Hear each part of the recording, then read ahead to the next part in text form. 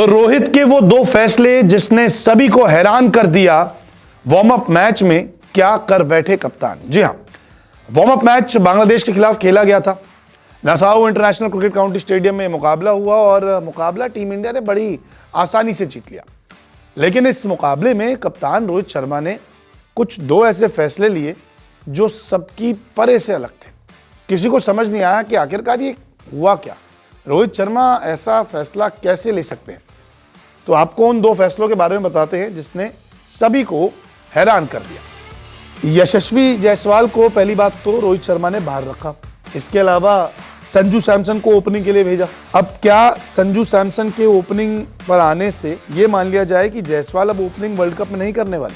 हालांकि संजू सैमसन ने भी कोई तीर नहीं मार लिया, संजू सैमसन भी फ्लॉप ही रहे। आईपीएल के लिए बतेरे रन बनाते हैं, 500 से ऊपर रन बनाते हैं, लेकिन जब बात नीली जर्सी टीम इंडिया के लिए होती है तो संजू सैमसन का बल्ला मानो थम सा जाता है, जंग लग जाता है इनके बल्ले में। अब नंबर 3 पर सूर्य की जगह पंत को भेजा, ये था दूसरा फैसला। पहला फैसला तो जायसवाल को ना ही खिलाना, ओपनिंग ना करवाना, और फिर संजू सैमसन से ओपनिंग करवाने का फैसला। और दूसरा फैसला ये था कि पंत को नंबर 3 पर भेज देना, क्योंकि विराट कोहली नहीं थे तो ऐसा लग रहा था कि सूर्य कुमार यादव आएंगे, लेकिन उनको भी नहीं भेजा, पंत को भेज दिया। तो अब ये माना जा रहा है कि 2 राइटी बल्लेबाज के बाद एक लेफ्टी बल्लेबाज भेजा गया।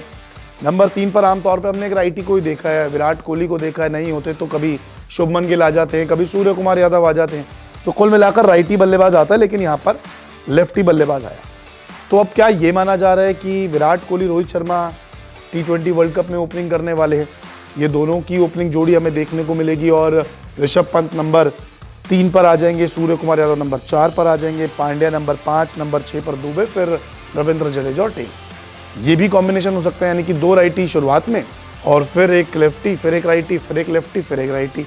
तो इससे टीमों का कॉम्बिनेशन बिगड़ जाता है, टीम की फील्ड प्लेसमेंट बिगड़ जाती है। और अब तो रूल भी आ चुका है स्टॉप क्लॉक का कि 60 सेकंड के अंदर आपको दूसरा ओवर करवाना है। तो यहाँ पे भी इस रणनीति का फायदा होगा, दूसरी टीम पर पेनल्टी लग सकती है। राइटी लेफ्टी कॉम्बिनेशन के साथ अब टीम इंडिया जा सकती है। तो 2 फैसले थे जिन्होंने पूरी तरीके से चौंका दिया। एक तो संजू सैमसन जब ओपनिंग करने आया तो हर कोई दंग रह गया कि आखिरकार जायसवाल क्यों नहीं।